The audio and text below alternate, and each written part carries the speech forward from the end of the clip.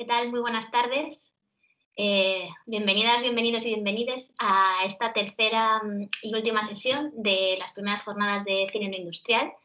Hoy nos acompañan Rocío Morato y Carlos Rivero, que nos va a hablar de cine y silencio, la descapitalización de la mirada.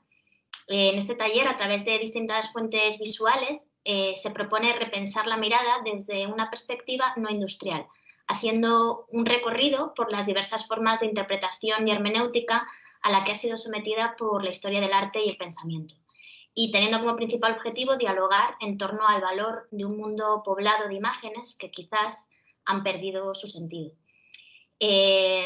La estructura de la jornada va a ser como los días anteriores. Vamos a contar primero con esta conferencia de Carlos Rivero y luego realizaremos dos proyecciones. En primer lugar, veremos las casas que nos quedan de Rocío Morato y luego veremos en estreno el último trabajo de Carlos Rivero, Suerte y Salud. Al final las proyecciones, pues tendremos un coloquio con ambas directoras, tanto con Rocío como con Carlos. También, bueno, como en otras ocasiones, comentaros que las personas que queráis los créditos ECTS, pues hacemos como en las sesiones anteriores. Formuláis una pregunta pertinente, lo ideal, bueno, como hemos hecho estos días, justo en el intervalo entre la finalización de la charla y el coloquio, ¿vale? Os voy a presentar a Carlos. Carlos es licenciado en Comunicación Audiovisual en la Universidad de Sevilla y con posgrado en Masterlab. Entre 2012 y 2014 dirige sus primeros dos largometrajes, Amelín, un híbrido a medio camino entre el terror y el cine experimental, y Ouroboros, una ficción rodada en latín que le valdrá una nominación a Mejor Director Nobel en los premios ASECAN. En 2015 realiza La inmensa nieve, un trabajo seleccionado entre los 10 mejores cortometrajes del año por la revista Caimán Cuadernos de Cine. En 2016 estrena El misterio de Aarón, un documental sobre los límites del encuadre cinematográfico, e inicia una actividad pedagógica desde el Sendero de los Tuertos y Quino de Tour, realizando diversos talleres cinematográficos en colegios e institutos. Sus últimos proyectos son Las cosas, un largometraje doméstico, y Los terrores de Lidia, una ficción imposible sobre la línea difusa que separa el sueño y la imagen en movimiento. Vamos a darle la bienvenida a Carlos. Carlos, buenas tardes. Hola, ¿se me ve? ¿Se me escucha? Sí. ¿Qué tal? Muy bien. Encantada de saludarte y de contar con tu presencia en esta jornada de cine no industrial y deseando escucharte. Así que cuando quieras. Vamos a ello. Nada, en primer lugar, obviamente agradecer a todos y a todas los que estáis aquí y sobre todo a los que han hecho posible estas maravillosas jornadas de cine no industrial, Carmen, Miguel, Rocío Morato, Rocío Montaño. Y bueno, yo hoy espero aportar mi granito de arena, ¿no? Bueno, yo soy Carlos Rivero, cineasta, ex camarero y videógrafo de bodas en la actualidad. Como ayer Rocío hablaba, ¿no? De que ella era teleoperadora, ¿no? Creo que también es una cosa a tener en cuenta, ¿no? Hablar también de nuestros oficios y de cómo nos ganamos la vida, que tampoco se suele hablar mucho de esto en los coloquios sobre cine. Antes que nada, me gustaría matizar un par de aspectos sobre la metodología del seminario. En primer lugar, que mi perspectiva no será en ningún caso la del profesor de cine, sino la del cineasta. Pues matizo esto porque si bien no son posicionamientos antagónicos, sí que son diferentes para mí, ¿no? O sea, yo no voy a pretender en ningún caso hacer una epistemología del silencio o pasar a hacer una especie de relato a partir de diferentes autores porque como han entendido ellos la historia del cine o la imagen no industrial, sino simplemente pasar por los mismos lugares que yo he pasado como creador en mi trabajo, hacerme las mismas preguntas que yo me he hecho y encontrar entre todos pues posibles soluciones. También me gustaría reivindicar que mi manera de hacer estos talleres, no sé si me estará oyendo, pero lo solemos hacer así en Kino de Tour, yo y José Ojeda, que le mando un saludo si nos está escuchando. Siguiendo la figura de Ser Daney, el crítico cinematográfico, ¿no? Que él hablaba de la figura del pasador, ¿no? Que él decía que que el inicio artístico simplemente dependía de poner el objeto adecuado al lado de la persona adecuada en el momento adecuado, ¿no?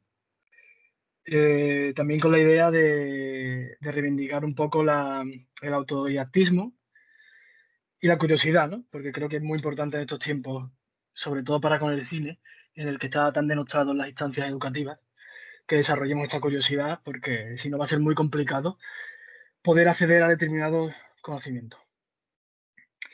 Bueno, de esa manera pues voy a poner fragmentos, hablaremos de textos o veremos frames, con la esperanza de que, bueno, de que luego en soledad pues la gente hagáis un trabajo con estas cosas más extenso y más profundo y pueda descubriros determinadas realidades. Sin más, voy a poner un PDF y empezamos con el seminario.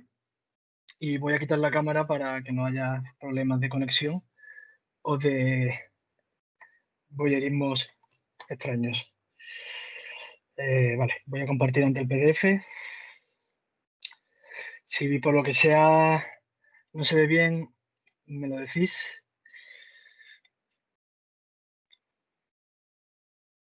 Voy a ponerlo en pantalla completa. Vale. Se ve bien, supongo, ¿no? Bien. Vale, pues bueno, el silencio. Vamos a intentar ir lento para que se entiendan bien las cosas. Igualmente, ningún problema en que alguien... Yo de aquí no veo si alguien levanta la mano, pero bueno, que alguien si quiere pararme o hacerme una pregunta, no tiene por qué esperar al coloquio, me puede parar en cualquier momento. Los mejores talleres que he hecho al final son aquellos en los que no he podido acabar lo que yo me había preparado porque han surgido preguntas por el camino, así que bueno, eso siempre es síntoma de algo bueno. Bueno, pues empezamos. Eh, bueno, yo como tantos cineastas que conozco, en mi trabajo hago un viaje que va del cómo se hacen películas, pasando por el qué son las películas, y termino en donde estoy ahora, ¿no? En el para qué hacer películas, ¿no? ¿Cuál es el sentido de seguir haciendo películas? Que en el fondo es el sentido de esta charla, ¿no? Hacia ahí queremos terminar y hacia allí vamos. Bueno, pues como todos empezamos en el cómo se hacen las películas debido a esta imposición, ¿no? Al que hemos sido sometidos desde pequeños por el cine de Hollywood y también por cómo nos enseñan a hacer cine en estas instancias educativas que son herederas de este sistema industrial, ¿no? Ya hablaba ayer Rocío de que ella empezó a interesarse por el cine a través de Forrest Gump, ¿no? Y que, bueno, eso ya te genera obviamente una deriva aspiracional de la que te tienes que desbancar. Luego más tarde, cuando empezamos a interesarnos por otro tipo de cine, otro tipo de manera de pensar las imágenes, llegamos al cine de autor, ¿no? En este proceso que siempre hace cualquier disciplina artística en su etapa moderna, en su modernidad, lo que hacemos es mirar hacia adentro, ¿no? Hacia el propio significado del dispositivo, ¿no? Que son las películas, que es el cine. Entonces vamos descubriendo poco a poco el universo del cine de autor y cómo funciona. Y entonces aquí aparece cierto desencanto, ¿no? Al darnos cuenta que el cine de autor es otra industria, igual que el cine comercial, que funciona quizás con otro lenguaje, otras reglas, pero en el fondo se rige por las mismas leyes de las películas como oferta y demanda, las leyes de las competencias o las leyes del autor como producto, ¿no? Si en el cine comercial la película es el producto, pues en el cine de autor es el propio autor el producto, que todavía es más perverso. Incluso podríamos entender los festivales, o así lo entiendo yo, como una especie de pequeños talent show artísticos.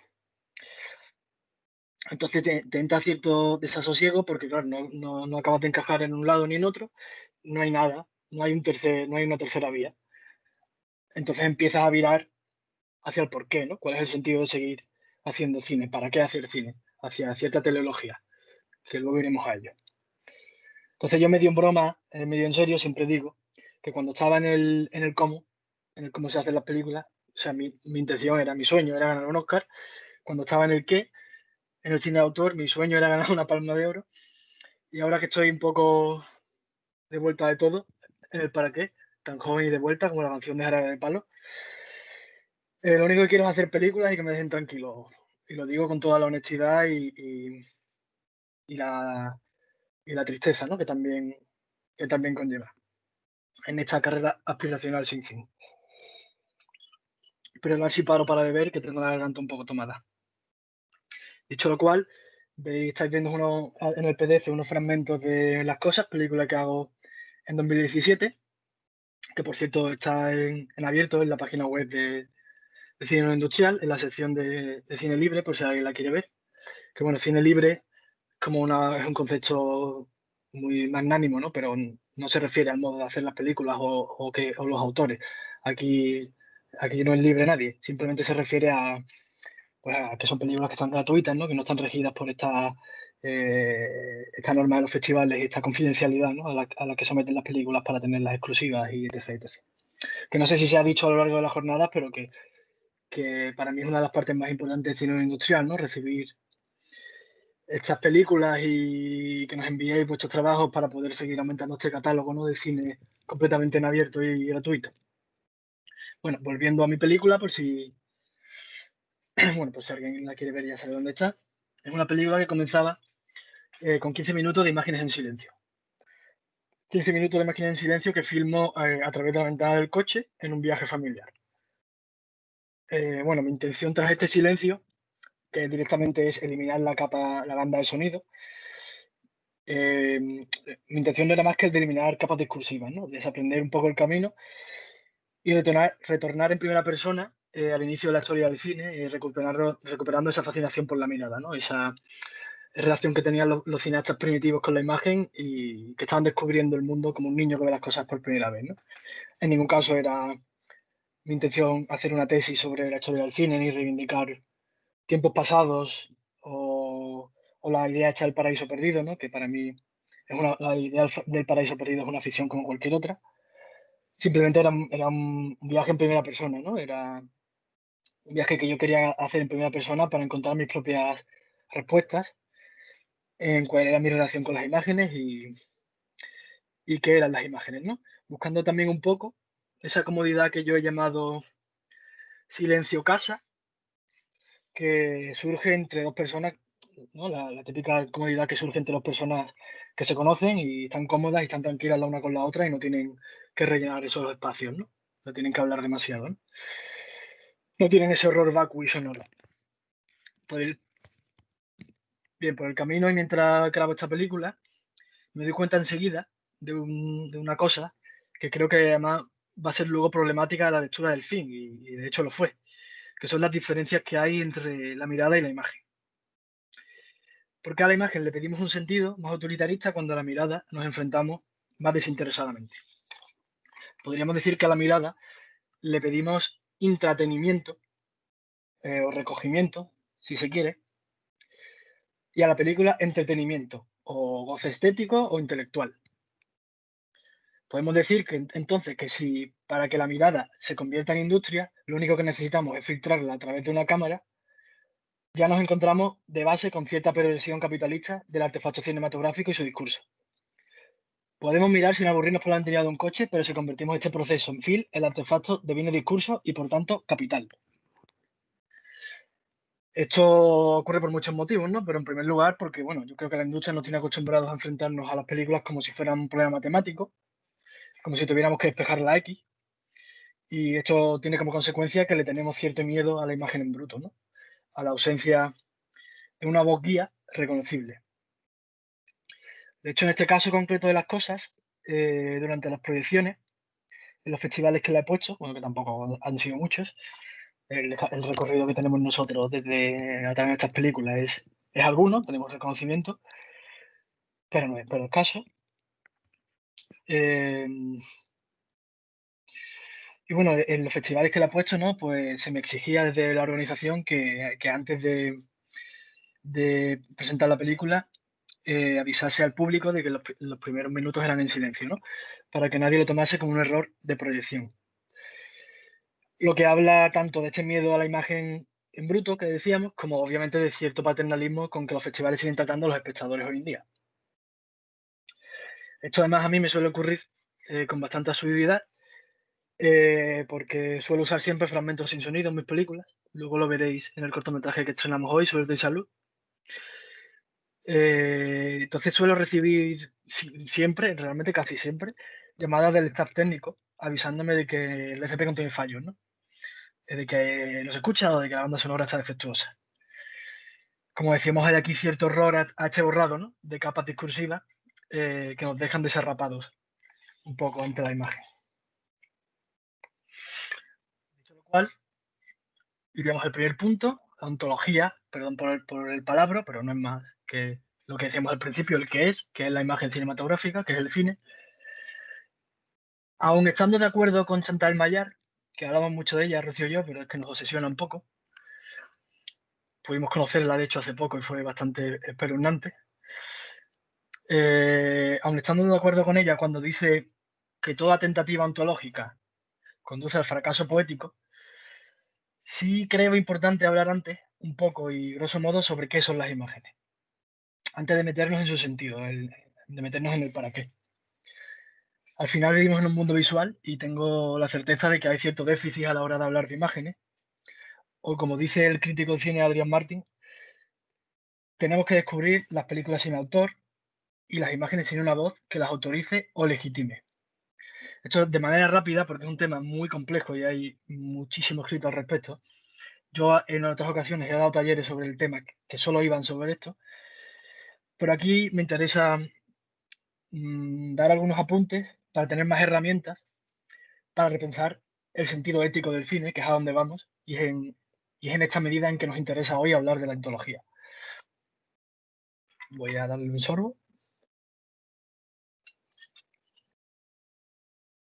Vale.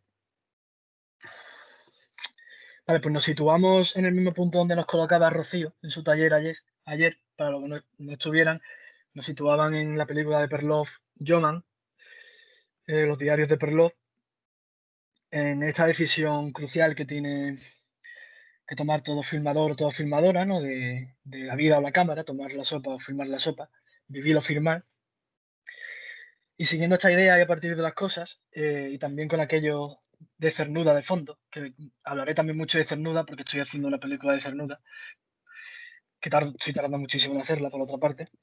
Entonces estoy también un poco obsesionado con el tema, ¿no? Que él decía que por culpa del arte o de la palabra en su caso, de estar vivo te olvidaste, decía. A partir de esta dialéctica entre vida y cine, ¿no? Empiezo a intuir que quizás el cine y la realidad no eran procesos tan correlativos.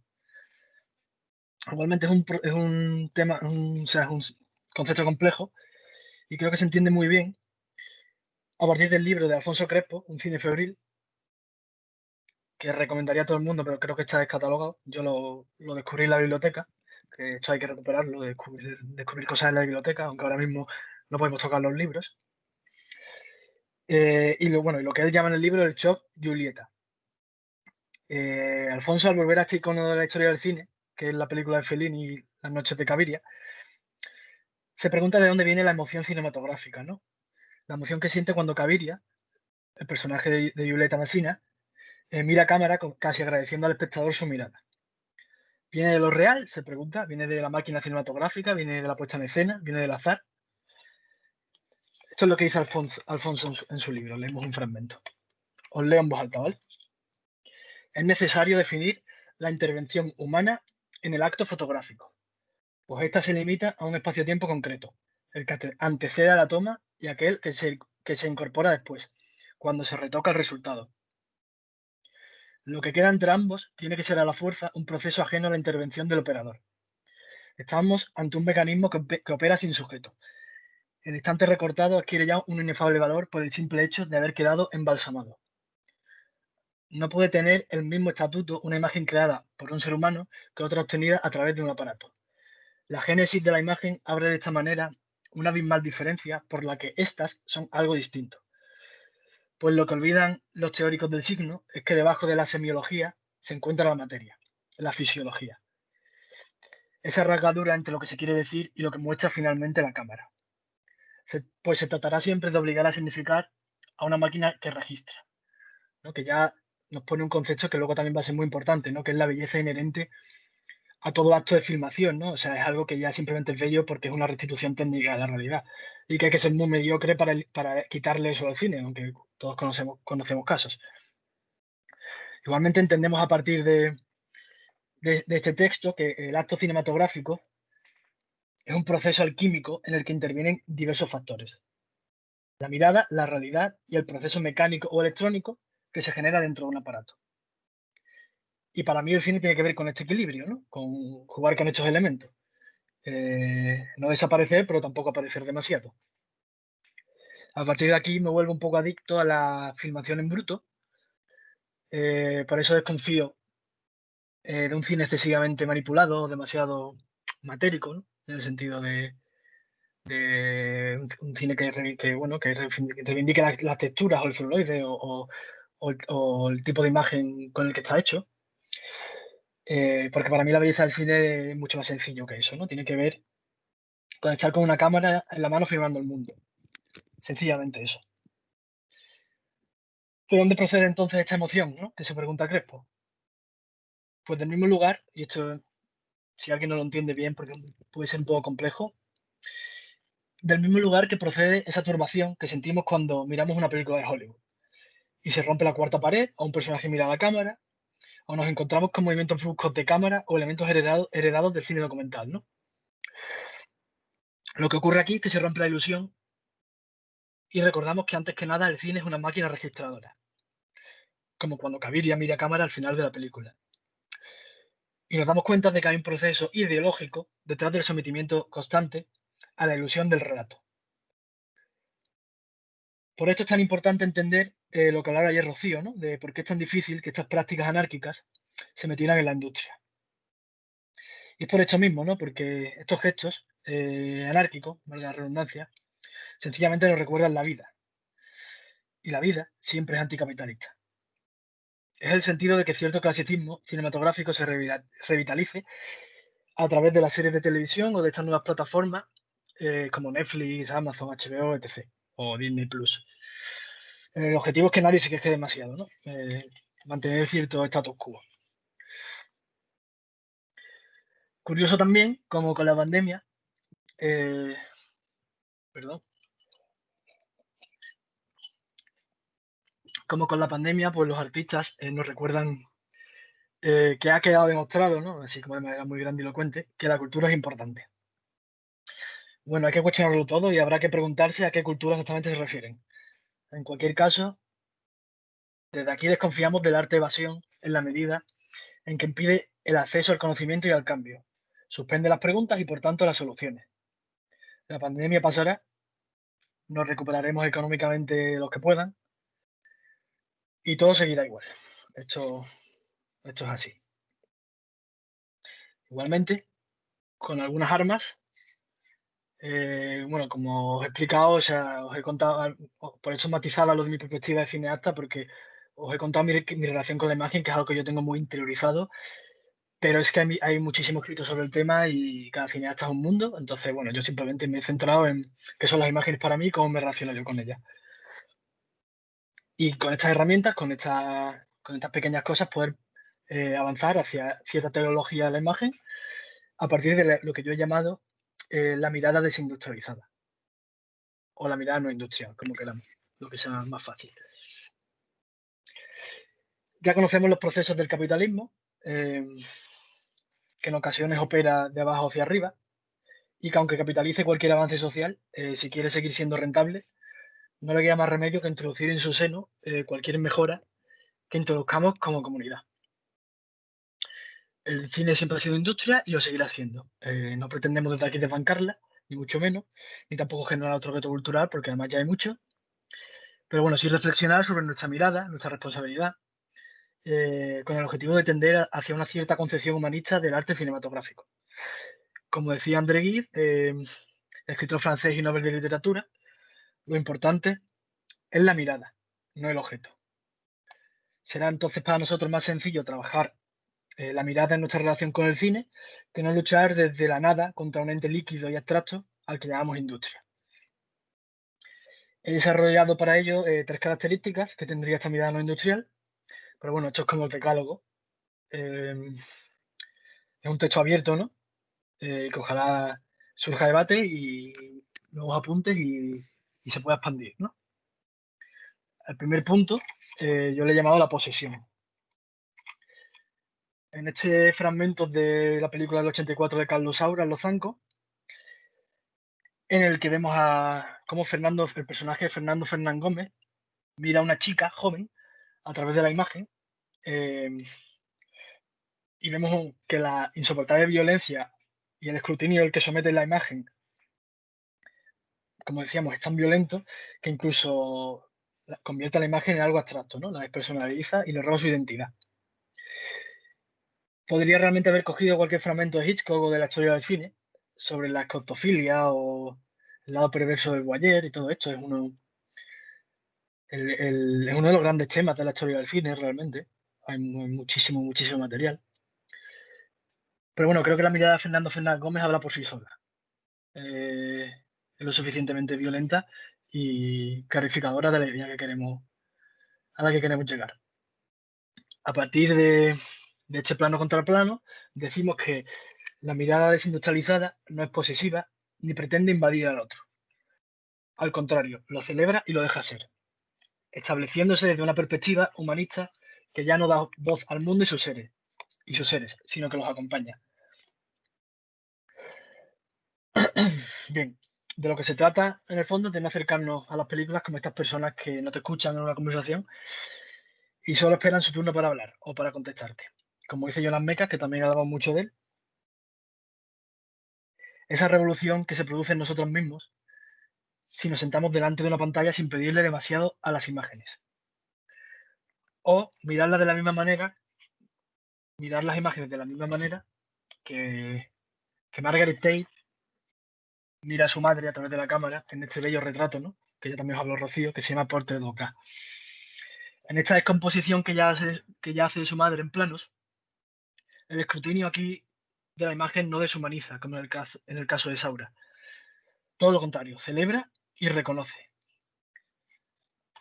Se trata de tomar esta idea de la fenomenología ética de Josep María Esquirol, filósofo catalán, que sí recomiendo a todo el mundo, con libros como La resistencia íntima o La penúltima bondad, pero aquí hemos cogido un fragmento de un libro que tiene que se llama El respeto o la mirada atenta, ¿no? Os leo el fragmento. En este aspecto son especialmente ilustrativas las reflexiones acerca de cómo hay que mirar los cuadros con las que nos obsequia C.S. Lewis en su ensayo sobre la experiencia de la lectura. A menudo, dice, la mayoría al mirar un cuadro hacemos una especie de uso del mismo, es decir, hacemos algo con él en lugar de abrirnos para que el cuadro haga algo en nosotros. Lo primero que exige toda obra de arte es una entrega, apartarse uno del camino, mirar y seguir mirando hasta que hayamos visto exactamente lo que tenemos delante. Solo con la verdadera atención uno va más allá de sí mismo. También desde ese punto de vista se entiende que la falta de atención conlleve falta de respeto. El centramiento en uno mismo, en sus ideas y sus intereses, en sus opiniones y deseos, le hace al sujeto incapaz de recibir lo otro y por tanto de respetarlo. Bien, esto nos habla también del tiempo cinematográfico, ¿no? Como sinónimo de respeto ante las cosas que son ante la cámara. Entender que quizás nuestra mirada cansada e irrespetuosa se agota mucho antes que las imágenes y que cortar una imagen siempre es un microgesto de violencia en el que le sustraemos un trozo de vida. Yo, por ejemplo, suelo, sobre todo en mi vídeo diario, montar en cámara para no tener que enfrentarme a este proceso que para mí es desagradable. También ¿no? Para cuestionar también esta idea del ritmo cinematográfico, ¿no? Que es un cliché como cualquier otro, como la gramática o, bueno, no sé, cualquier idea que venga de la narratología, ¿no? De la lectura cinematográfica. Para mí el ritmo, ¿no? Siguiendo de nuevo la figura de Cernuda, tiene que ver con la urgencia de expresarse poéticamente, sin más, ¿no? La urgencia de querer convertir la realidad en poesía o de relacionarte con la realidad a través del arte. Como en esta película bueno, aquí he hecho antes de pasar, he hecho una especie de efecto Kuleshov de escaso nivel intelectual, si se me permite la broma, pero vamos, es simplemente porque se entiende muy bien, ¿no? Como la mirada de Fernando Fernández Gómez es tan violenta e insoportable que da igual exactamente lo que le pongas después, que siempre va a engendrar violencia, ¿no? Retomando la idea del respeto, y como en esta película de Kiarostami, Shirin, o Shirin, no lo tengo claro, estamos ante un cine que retrata y un cine que corrige a su vez, que reflexiona sobre lo que implica mirar una película devolviendo su espacio a todos estos rostros de mujeres que han sido negados por la historia del cine. O como su película Five, que es una película de 5 planos en homenaje a Ozu sometidos a una duración extrema, en el que algunos han querido ver una desgracia de estructuralismo vacío.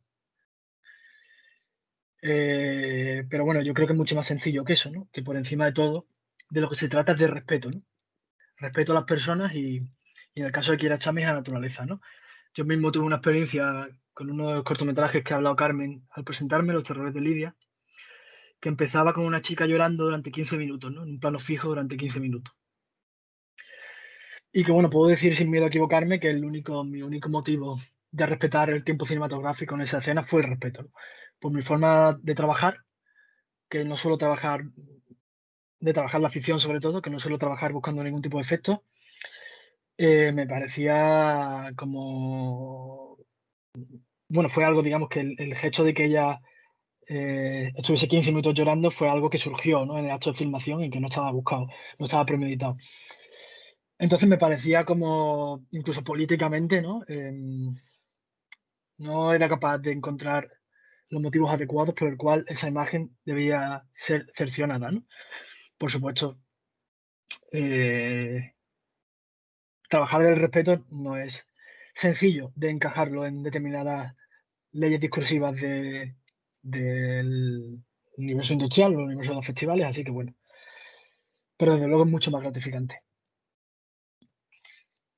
O como bueno, en la película Big, Big, Big de nuestros compañeros del colectivo, donde en este caso son ellos los que acaban siendo poseídos por la propia película, para que luego digan que hay un cine inocente o que no hay que sobreanalizar algunas películas, ¿no? Bueno, nada, aquí de inocente no hay nada, y menos el cine narrativo y de Hollywood, que en realidad es el cine más ideológico que existe, mucho más que el cine de autor o el cine experimental. Lo que pasa es que, como todo, es una ideología soterrada, que esa es la más peligrosa. Sin más, vamos al segundo punto, la segunda característica de esta imagen no industrial, lo que yo he llamado la sacralización, o que se está perdiendo el cine. La mirada desindustrializada no es agiográfica ni sacralizadora, pues entiende que detrás de cualquier elogio se esconde un contraelogio. Detrás de cualquier premio se duele un fracaso. No se trata ya de ir en contra de la cinefilia, sino sencillamente de no perpetuar los roles y las lógicas de un sistema, llamémosle institución cine, que aunque se pretenda a contracorriente no es capaz de reconocerse a sí misma como parte del problema. Bien, como he dicho ahí, no se trata de ir en contra del autor, pero sí de pensar, ¿no?, qué voces se están quedando fuera, como hemos dicho en esta jornada, dentro de esta realidad industrial, donde el fin es una cuestión de clase y crear un privilegio. Por no hablar de todas estas escuelas de cine que para justificar su existencia, pues intentan perpetuar esta idea del cine como algo farragoso, caro o sometido a procesos complejos, ¿no? Yo alguna vez que he tenido que dar talleres a gente de bachillerato que, digamos que está a punto de dar el salto a la vida universitaria, es desasosegante ver cómo algunos te dicen que están muy interesados en el cine, pero que no puede hacer cine y tiene que olvidar esa rama, ese camino, porque no tiene dinero para pagarse una escuela de cine privada, son carísimas, valen 5.000 euros al año. Y todos sabemos, y ellos lo saben, que el cine está fuera de las instancias públicas y que la universidad no es el lugar para estudiar cine o un determinado tipo de cine. Hoy más preocupadas por la televisión, los videojuegos o las transmedias o yo qué sé, este tipo de cuestiones. Por no hablar, desde luego, de esta nueva ola, ¿no?, que estamos viendo ahora también, que viene a aportar su granito de arena a esta idea de dejar el cine de la gente más humilde, de recuperar el celuloide, ¿no?, como formato, ¿no? Como formato transgresor, además, ¿no? Una nueva ola que, desde mi punto de vista, quizás olvida que el cine nunca fue ni será rupturista por su forma o materia, sino por su socavamiento y cuestionamiento de las lógicas sistémicas. Es decir, no por perpetuar roles establecidos, sino todo lo contrario, ¿no? Por socavarlo. Bueno, ¿cuánto cuesta una película en celuloide? ¿Cuánto cuesta una película en digital, no? Ahí hay evidentemente, cuestión de clase importante y no se suele hablar mucho de este tema y creo que es un debate que tenemos que empezar a tener para, si no frenar esta nueva ola, bien cuestionarla. Este sesgo de clase, ¿no? Que se produce ya en el propio uso de la materia cinematográfica. Haciendo este taller, recibo una película de mi hermana, que será el único fragmento que voy a intentar poner ahora, a ver qué tal se ve, porque me hubiese gustado poner más fragmentos, pero como no se ven del todo muy bien, igualmente luego subiremos las jornadas a nuestra web con todos los fragmentos posibles, por si alguien quiere volverlas a ver. Y nada, mi hermana me envía esta película y bueno, me encanta, ¿no? Cuando ocurre esto, ¿no? Cuando alguien no sabe que ha hecho una película, ¿no? Mi hermana me manda esta película y y yo le digo, pues voy a usarla en el taller, tu película. Y lo primero que me dice mi hermana es, ¿qué película? Me encantan esos tipos de vacíos, ¿no? De gente que se relaciona con las imágenes de otro modo y que no necesita la legitimación de estas instancias culturales, ¿no? Para hacer arte sin darse cuenta, ¿no? Esta belleza no voluntaria. Voy a intentar poner el fragmento, Carmen. Vamos a ver qué tal.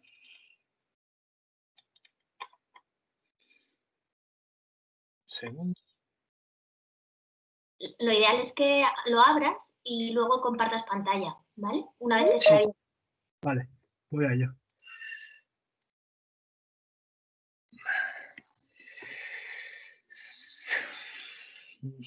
Vale. ¿Se ve, no, Carmen? Sí, se ve. Vale, le doy al play.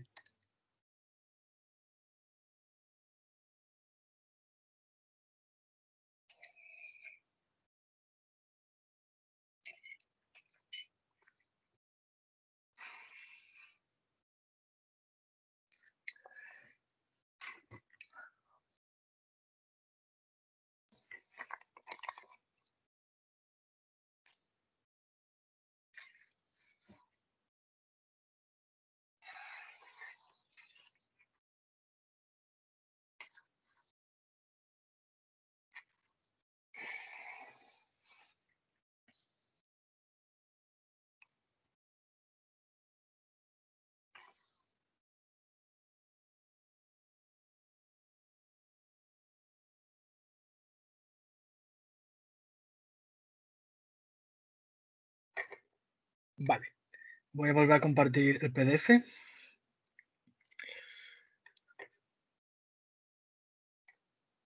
Vale.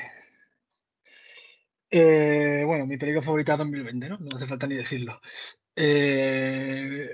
Vemos en este corte final anárquico que tiene la película, ¿no? Un cierto síntoma, ¿no? De una generación que quizás no estamos entendiendo del todo, ¿no? El no necesitar estos bloques en negro, ¿no? Que todos los cineastas usamos para dejar claro que estamos ante una película y no otra cosa. Es como algo que tiene principio y fin. O los créditos, ¿no? Que es súper difícil ver una película sin créditos, ¿no? Son como, bueno, pues pequeñas convenciones, ¿no? En esta manera de relacionarse de mi hermana con este fragmento que ya hace casi por hobby, podemos ver aquí el síntoma de un cierto neoexistencialismo, que en este, valga la redundancia, exceso de existencia, entiende la imagen como algo inmediato y no tiene ya ninguna intención de dejar un legado o de pervivir en un futuro que quizás ya no son capaces de vislumbrar. Lo efímero ya no merece ser rescatado y la realidad es de usar y tirar. No hay demasiado tiempo, para mucho más que estar y ser. ¿Es este el futuro del cine? Pues yo no tengo ni idea, es una pregunta que me hago. De hecho, ahora mismo, con la realidad de la pandemia, es una pregunta que está mucho en auge del mundo cinematográfico, ¿no? ¿Qué será del cine tras el COVID? Bueno, del cine tras el COVID no será nada, será lo mismo. La pregunta es, ¿qué será el cine dentro de 50 años? ¿No? Yo no tengo ni idea, pero bueno, sí es verdad que me planteo a partir de estos fragmentos eh, que a nivel de producción que vamos, sí es verdad que si el mundo no se ha ido al garete, dentro de 100, 200 años va a ser muy difícil seguir revisando la historia del cine y que quizás solo vamos a poder relacionarnos con la imagen pues a partir de esta inmediatez o de un cine más anclado en el presente, ¿no? No lo sé, esto el tiempo lo dirá, pero igualmente la reflexión está ahí. Igualmente, como decía ayer Rocío, no se trata de aceptar este ruido de las nuevas tecnologías, de manera complaciente, pero tampoco de mirar estas realidades desde cierto paternalismo o nostalgia, ¿no? Es cierto que los mismos saben algo sobre el cine que nosotros no. Yo, al menos, viendo la película de mi hermana, lo tengo muy presente.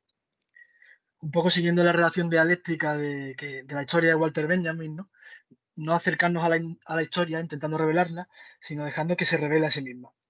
Un poco como hace Godard en la Histoire du Cinéma. Al final se trata también de adaptarse al tiempo que nos ha tocado vivir. Mientras nos hacemos estas preguntas sobre qué es el cine y cómo el cine evolucionará y qué será el cine del futuro, el cine ya está cambiando por sí mismo y no necesita de nuestras reflexiones. Si no miremos, por ejemplo, dónde se refugia hoy el llamado, ¿no? Desde las élites intelectuales o la crítica cinematográfica, el slow cinema, ¿no? El cine de la atención o de la contemplación, ¿no? Que hoy podemos encontrar en este magma volcánico al que llamamos YouTube. Estos son una serie de vídeos, ¿no? Que hay un montón, que son planos secuencias de paseos cinematográficos, son bellísimos, larguísimos. Este en concreto de Tokio dura 1 hora, pero hay algunos de 2, de 3, de 4 horas. ¿No? Con esta idea del paseo cinematográfico muy ligada a los cines modernos, ¿no? Con estos personajes que caminaban sin rumbo. Pero aquí ya ha llegado a un punto extremo, ¿no? Una suerte de Phantom Ride, ¿no? Phantom Ride, que eran se llamaba así a las películas del cine de los orígenes, que eran planos subjetivos desde trenes o desde vehículos en movimiento. Pues algo así, ¿no? Pero ya como viaje atmosférico y ASMR, esto es muy importante, ¿no? Hablábamos ayer, Rocío y yo, antes de preparar este taller, que era posible que realmente este cine de atención, que ya no se refugia en los festivales de la misma manera, se refugie en el ASMR, en estas prácticas audiovisuales que realmente bueno, reivindican la atención del espectador, se la exigen y se presentan casi como un cine meditación, incluso en términos espirituales. Pero bueno, yo igualmente recomiendo, cuando acabe la charla, a alguien antes de dormir que vea Tokyo Rain, porque es de las cosas más relajantes que he visto nunca. Dicho lo cual, bueno, y antes de avanzar, matizar que, de hecho, este tipo de low cinema en algunos países asiáticos se emite en televisión, o sea, y tiene incluso su público, quiero decir. O sea, los lenguajes están dialogando de un modo que a mí todavía me cuesta comprender. Y esto dice mucho, pues, de esta realidad pensante que nos supera, ¿no? El tercer punto, yo lo he llamado el reconocimiento, ¿no? Antes de ir a los frames, os voy a leer lo que es. La mirada desindustrializada entiende el cine como una potente herramienta de reconocimiento del otro. Mirar un rostro es reconocer la existencia de un rostro, ponerlo en valor, ser con él y compartir su espacio en un diálogo entre dos seres que se dicen cosas en igualdad de condiciones. Como dijo Antonio Machado, el ojo que ves no es ojo porque tú lo veas, es ojo porque te ve. Tan importante en nuestra realidad como la que tenemos frente a nosotros. Bien, un poco retomar esta idea, en los años 30, de Walter Benjamin, eh, que él hablaba ponía en valor el derecho del obrero a ser filmado, ¿no? Frente al Star System de Hollywood. Eh, o sea, al derecho de estas clases humildes a ser también representadas por la industria cinematográfica, ¿no? O, o en esta película que fue la primera en la que apareció el personaje de Charlotte, ¿no? En esta parodia sobre el vagabundo, ¿no? Donde, o sea, esta figura del vagabundo sobre Charlotte, donde Charlotte hace una parodia sobre la figura del chupacámara, ¿no? Intentando recuperar ese espacio que la instancia cinematográfica le estaba negando, ¿no? En el fondo lo que había aquí, en las palabras de Walter Benjamin, era una profunda creencia en el cine y en la cultura como instrumento de conocimiento y transformador de la sociedad. Como dice un filósofo que se llama Stanley Cavell en un libro pequeñito que es muy bonito, recomiendo, que se llama ¿El cine puede hacernos mejores? Lanza la pregunta. Obviamente nos interesa por cómo conduce el arte cinematográfico hacia una visión ética. Stanley Cavell dice que el cine es el arte más democrático que existe, pues solo depende de la belleza de una cámara apuntando un rostro, como veremos al principio de la charla, ¿no? Es un conocimiento que es inherente a la máquina y que no depende de cosas tan arbitrarias y tan clasistas como, por ejemplo, el talento, ¿no? Esta idea del cine y la democracia del acto cinematográfico, por ejemplo, la que pretende matar estas escuelas, ¿no? Que hablábamos al principio, hace un rato, vamos, eh, que intentan o sea, intentan que el cine vuelva a ser algo complicado y solo para unos pocos, con estos procesos farragosos, burocráticos, etc., etc., o económicos directamente. Bueno, yo siguiendo esta idea, hablando de mi trabajo, sí, intento ser muy consciente de todas las pequeñas decisiones que tomo, ¿no? A la hora de hacer una película, para no perpetuar ni una pizca, ¿no? Esta idea del cine como cuestión de clase. Ya sea el tipo de cámara que uso, cómo manipulo la imagen. Yo, por ejemplo, no hay por este principio no etalono las imágenes, no suelo etalonarlas. Bueno, las etalono en mi trabajo habitual por dinero, pero en mis películas no, siguiendo este principio. Pienso mucho cómo es el montaje, cómo uso el sonido, ¿no? Quiero decir. Y todo con esta idea, ¿no? De asumir mi propia precariedad, ¿no? Y de hecho he tenido ciertos problemas en algunos festivales que ya me han insinuado que para siguientes proyectos o siguientes películas, pues tenía que mejorar mi factura técnica, ¿no? O contratar a un montador de sonido que limpie un poco el trabajo sonoro. Pero es que no es no entender nada. Para mí eso tiene que ver con un gesto, como decía, un gesto político, ¿no? Es asumir mi precariedad, no intentar simular que pertenezco a una clase que realmente no pertenezco.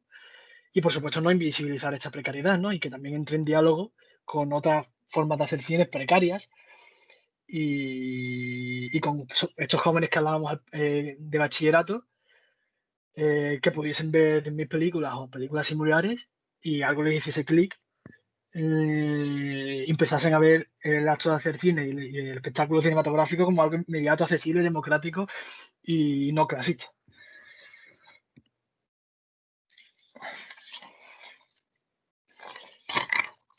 Seguimos con esta película de Van der Kuyken, ¿no? Siguiendo con esta idea del reconocimiento, donde aquí lo que hace Van der Kuyken en Tucson Photo Studio, una película maravillosa, devolver el favor a este filmador, ¿no? Este señor que tiene un estudio y que lleva años haciendo retratos de los vecinos de su barrio, ¿no? Y es como la manera en que Van der Kuyken coge la cámara, le da la vuelta, este gesto de retratar al retratista, ¿no?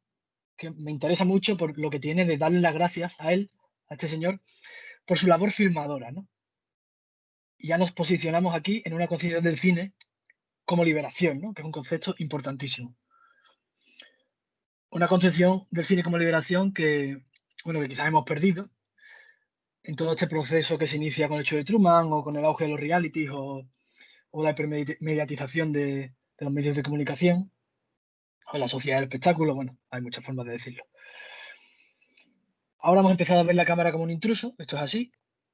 El obrero de Walter Benjamin ya no quiere ser filmado ni que se reconozca su derecho porque ahora desconfía del cine, el cine es su enemigo. Quizás ahora somos demasiado conscientes de qué procesos hay detrás de cualquier filmación. Algo que sabemos muy bien los filmadores y las filmadoras, porque filmar hoy es incluso peligroso, ¿no? La gente no se lo suele tomar demasiado bien, ¿no? El cine no es una celebración, sino un artefacto del que debemos desconfiar.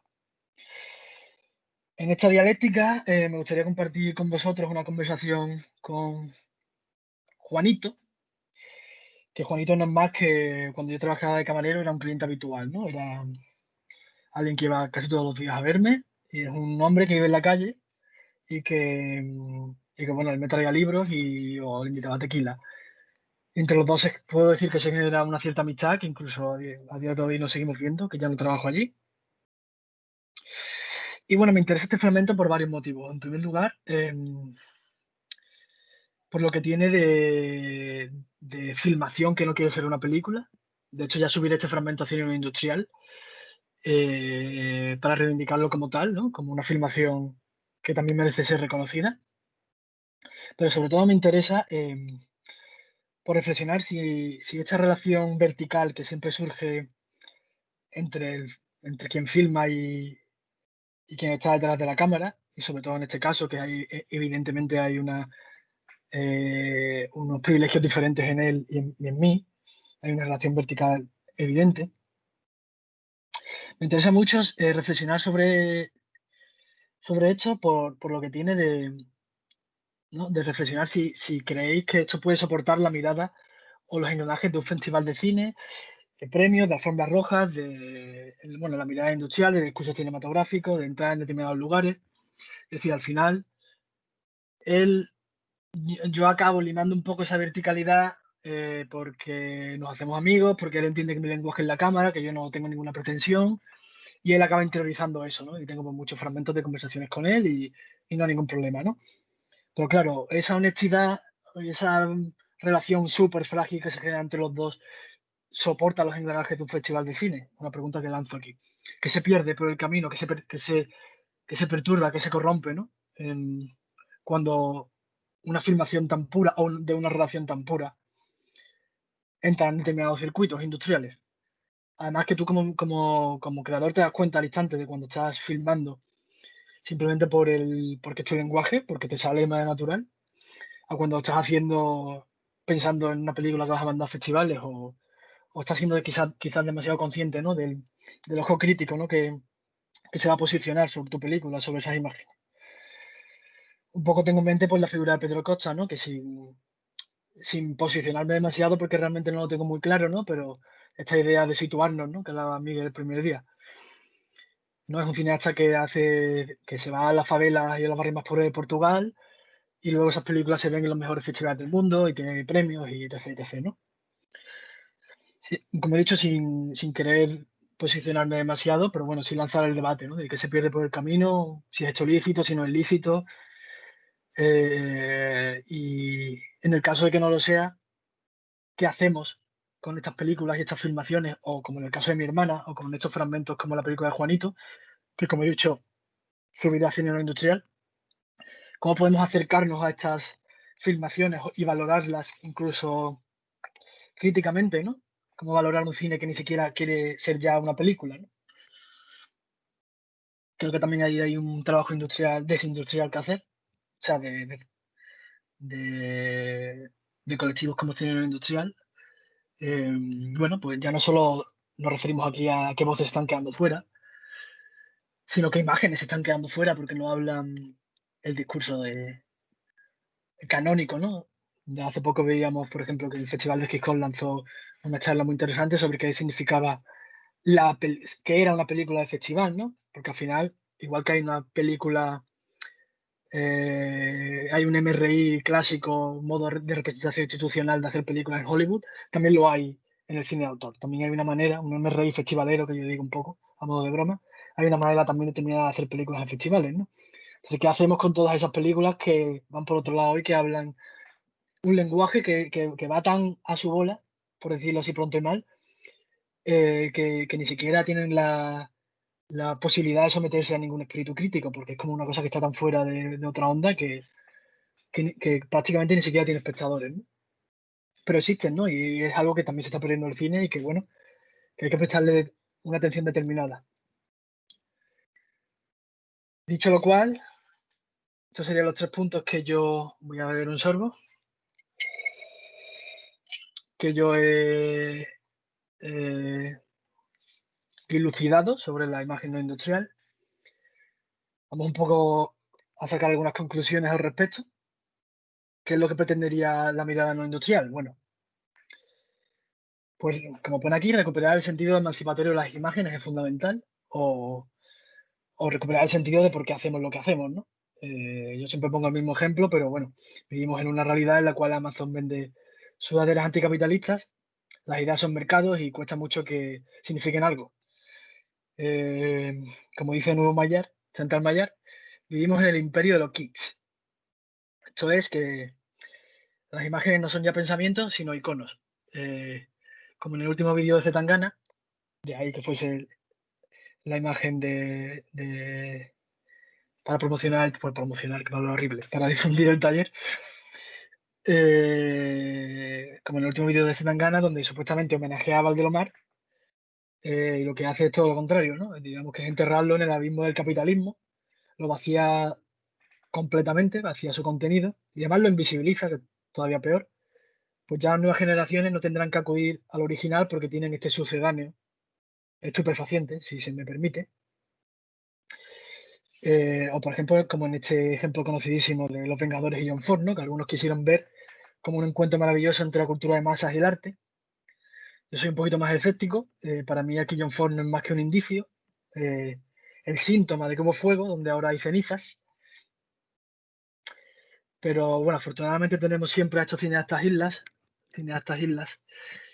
que siguen esforzándose en la imagen pensamiento, como por ejemplo el caso de Jennifer Kent, de Australia, esta película que os recomiendo, que es un western en clave feminista, que siguiendo con el famoso encuadre fordiano, que además de obviamente invocar a Ford y todo lo que implica, le aporta una lectura de género, ¿no?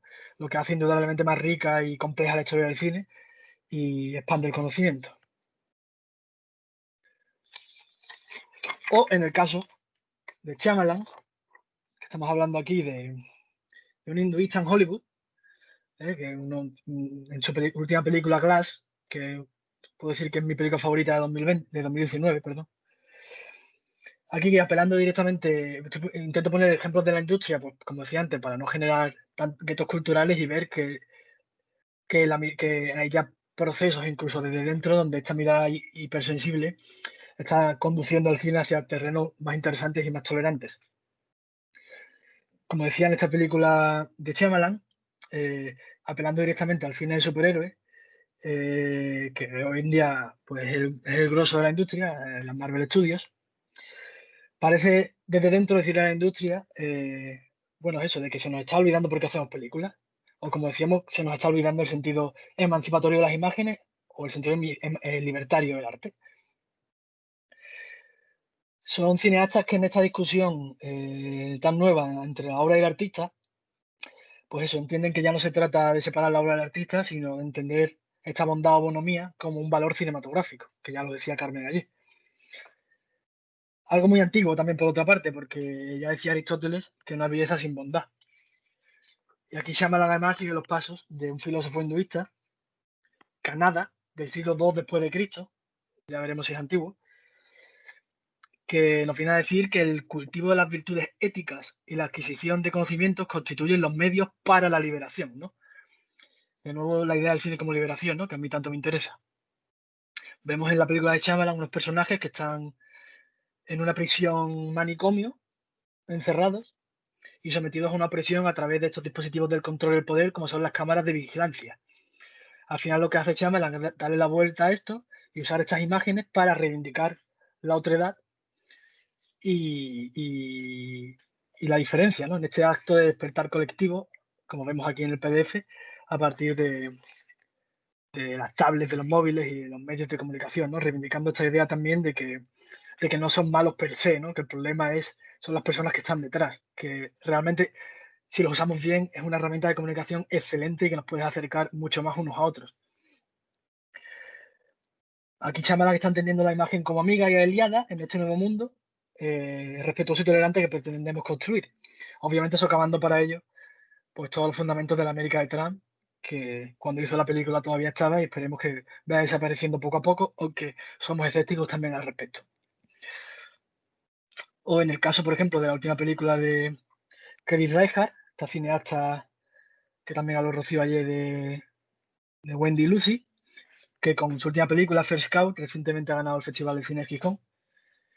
Y a partir de esta mirada hipersensible, que nos contagia a través de la figura de este símbolo, ¿no? de la nueva masculinidad, que es este pastelero, que a mí creo que nos interesa por esto mismo, ¿no? Porque es contagiosa y por tanto pedagógica. Es decir, como en las películas de Kiarostami, es un cine que pretende corregir y construir.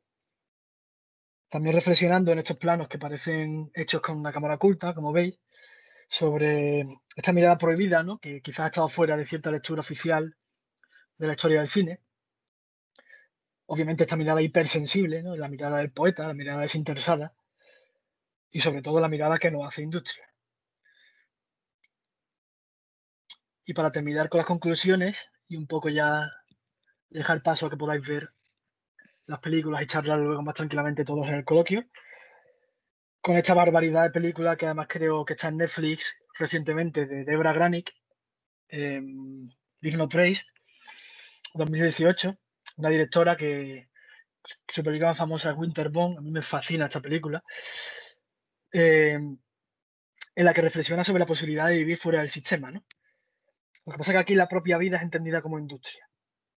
Es una historia de un padre que pretende cuidar a su hija en estos bosques y totalmente ajenos a la civilización, ¿no? Como fuera de todo. Y para mí representa, es verdad, cierto estado de ánimo de cine no industrial y de por qué es tan importante para mí el cine industrial, porque al final es verdad que fuera de la industria hay muy poco, hay un vacío enorme, hay mucha soledad y por eso son tan importantes, ¿no?, estas casas a las que volver como cine no industrial. O estas casas que nos quedan, ¿no? Como el cortometraje de Rocío Morato, que luego veréis. Cuando la realidad ya nos cansa, nos agota y no podemos más, ¿no? Lugares a los que volver. Porque no podemos salirnos de la industria, porque la industria lo engloba todo, la industria es todo. Entonces, tendremos que convivir con ella de alguna manera, ¿no? Pues eso para mí es muy importante, ¿no? De lo que significa cine industrial, ¿no? No tanto una alternativa que pretende desbancar el bando contrario, sino como una casa, ¿no? Un lugar seguro, ¿no? Porque al final nosotros pensamos de la manera que pensamos, o sea, no hemos decidido pensar como pensamos, quiero decir. Eh, yo seguramente sería, y estoy seguro que todos piensan lo mismo, los integrantes del colectivo seríamos quizás mucho más felices pensando de otro modo, en el sentido de que encajaríamos mejor en la sociedad y quizás pues tendríamos más rédito. Pero bueno, yo creo firmemente, y siguiendo la idea de esta película, de que mucho más importante que la felicidad es ser buena persona, y lo digo con toda honestidad. Creo que la felicidad está bastante sobrevalorada en este sentido. Es un mito también que se ha capitalizado como cualquier otro a través de toda esta nueva oleada de coaching, de autoayuda y de todos ahora los chamanes que se están haciendo youtubers. Pero lo importante para mí es ser buena persona, eh, y estar con las personas y compartir el espacio. Por eso en realidad me emociona tanto esta película, este padre, ¿no?, que al final, tras tener diversos problemas legales, porque obviamente no le permite la sociedad vivir como él quiere, la hija es reconducida a la sociedad y él tiene que abandonarse por completo a esta absoluta invisibilidad si quiere seguir si quiere seguir siendo fiel a sus ideales, ¿no? No tengo muy claro si el final de la película es optimista o pesimista, pero en cualquier caso, me parece bellísimo, ¿no? Como la cámara de la directora, de Vera Granick, en un gesto que casi me parece heredado del cine de Mizoguchi, asume su condición de industria y se aleja del personaje mientras este se pierde en el bosque, ¿no? Y se adentra y dejamos de verle, ¿no? Es como si de alguna manera la película, en este gesto tan hermoso de respeto, aceptase su condición y simplemente dejase de someterlo a la presión de la mirada, ¿no?, y a la institución cine, ¿no?, que en este caso Debra está asumiendo en primera persona. Y nada, dicho lo cual, espero que hayáis disfrutado y me gustaría acabar esta pequeña...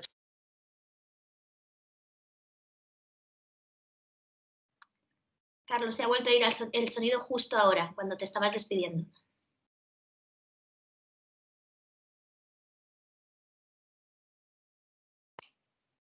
¿Ya?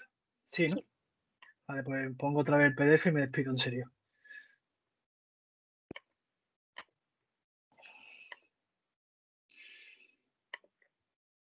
Vale, decía que quiero acabar la charla con este poema de Cernuda, otra vez volviendo a él, porque para mí sería como el punto número 11 del catálogo. Lo estáis viendo, ¿no? Sí, que no lo he puesto en pantalla completa. Sería como el punto 11 del catálogo y representa eso que decía, ese estado de ánimo por el cual, si alguien me preguntase por qué estoy en el cine industrial, eh, respondería algo así, ¿no? Seguramente con mucho menos talento, pero... y que creo que no es buena idea leer en voz alta porque ha sido muy importante la idea del respeto aquí en el taller, y Cernuda pensaba que la poesía era un acto privado, con lo cual, si no te importa, Carmen, dar 10, 20 segundos que la gente lea poema en soledad y ya entras. Y nada, que muchas gracias por escucharme y espero que hayáis disfrutado un poco, y cualquier cosa que queráis preguntarme en el coloquio, pues estaré ahí encantado de responder. Gracias.